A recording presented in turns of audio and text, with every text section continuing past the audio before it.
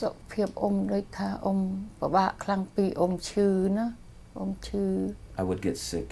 ខ្លាចគេបញ្ជូនកូនទៅស្រុកខ្មែរវិញ I was afraid that they'd deport him. ដូចមិនចង់ឲ្យកូនទៅវិញធ្លាប់នៅវេទនាហើយអត់ចង់ឲ្យទៅនៅស្រុកខ្មែរវិញ I don't want him to go back because that's going to re-traumatize him. He's already had a really hard life. So individuals who have criminal convictions can petition the governor for clemency. One of those forms of clemency is the pardon.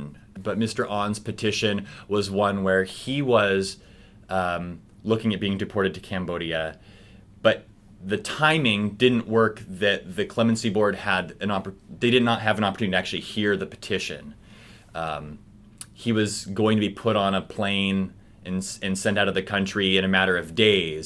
The governor decided that it was imperative to make this decision before he was removed from the country. So the governor issued his decision on Mr. An's petition, granting him a pardon before he was sent away. So once there was that pardon, for most purposes in immigration law, that conviction doesn't exist anymore. It's been sort of unconditionally pardoned. So then the next step is you take that pardon and you sort of file a motion to the immigration court saying, hey, look, his deportation order had been based on that conviction, but that conviction is now gone because of the pardon.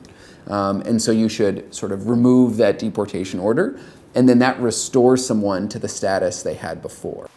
We don't want to go the route of emergency pardons because it's such a stressful process.